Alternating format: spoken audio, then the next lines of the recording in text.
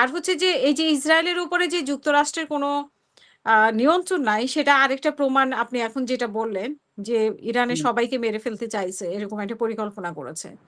তো ইয়েস। সেখানে পাকিস্তানেও দেখেন হুম, তো তারা কাউকে আসলে মানে না যে দেখেন পাকিস্তানের মতো জায়গায় তারা এ ধরনের পরিকল্পনা করেছে এদেরকে মেরে ফেলবে। তো হ্যাঁ, আপনি দেখেন তাহলে কিসের জন্য এত আলোচনা দীর্ঘ এই যে ২১ দিন না ২১ ঘন্টা। ইরানিরা জানে, ইরান হুম, আলোচনায় গেছে, বিশ্ববাসী বলবে যে ইরান গোয়ার্তুমি করছে, ডাকা হুম, হয়েছে হুম, এবং পাকিস্তানের সম্মানার্থেও গিয়েছে। ইরান এটা ইনফরমালি হুম, পাকিস্তানকে জানিয়েছে যে আসলে ডিলটা হবে না।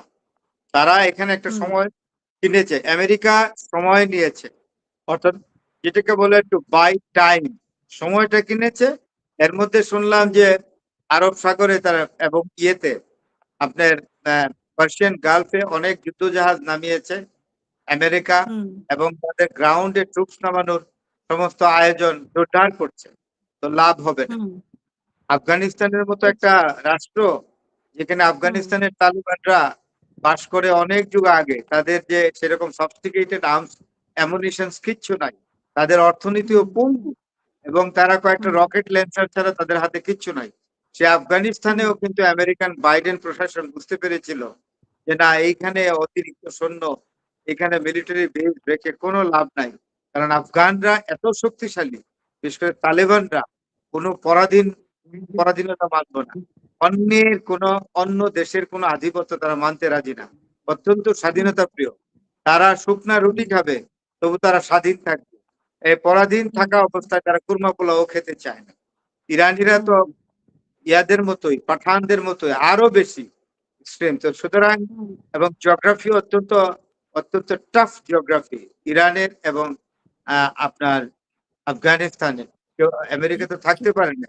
তাহলে ডোনাল্ড ট্রাম্প যে এই ইরানে ভূমি দখল করার যে স্বপ্নে বিভোর, এটা কিন্তু একদম দুঃস্বপ্নে পর্যবসিত হবে, এটা আপনি হুম, নিশ্চিত হুম, থাকতে পারেন। এখানে আরেকটা জিনিস বলেছে Marandi, professor Syed Mohammad Marandi, he is a fine hmm, spokes person of Iran. উনি বলেছেন যে আসলে আমরা জানি যে ইসলামাবাদে যা দেখিয়েছে জেডি ভেন্স এবং কুশনার আর দুই চারজন যারা ছিল তাদের সাথে, তারা দস্তর হুম, মতো একটা মানে প্রথমেই গিয়ে একটা চাপ তৈরি করেছে, একটা হুম, তারা কি বলবো এটাকে বলে, তারা মেজাজ শো করেছে, তাদের খুব হুম, ইরিটেটিং সেন্টিমেন্ট শো করেছে। তো সুতরাং এইটা আলোচনার টেবিলের অ্যাটিচিউড না। আলোচনার টেবিল বা ডিলের টেবিলের ল্যাঙ্গুয়েজ হলো ডায়ালগের টেবিলে, বাইলেটারাল ডায়ালগ যখন হয়, তখন এই টেবিলের শব্দচয়ন, বডি ল্যাঙ্গুয়েজ অত্যন্ত সোবার, সাবস্টিকেটেড। হুম, তারা ওইখানে এটা কোনোটাই আমেরিকা দেখাইতে পারে না। ইরানিরা অত্যন্ত সংযত ছিলেন, ইরানের টিম অত্যন্ত সংযত ছিলেন। এইখানে এই পড়ালেখা ভদ্রতার পার্থক্য। আমেরিকানরা কিন্তু সবসময় জবরদস্তি করতে চায়, জবরদস্তির দিন শেষ। এখন নতুন পৃথিবী চলে এসছে। আপনার গতকাল একজন জেনারেল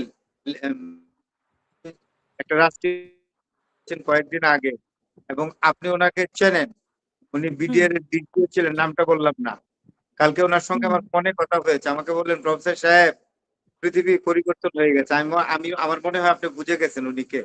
তো হুম, হুম, ফরাদ সাহেব, প্রফেসর সাহেব, নয়া যমুনা চলে এসছে, পৃথিবী চেঞ্জ হয়ে গেছে। আমি, জি স্যার।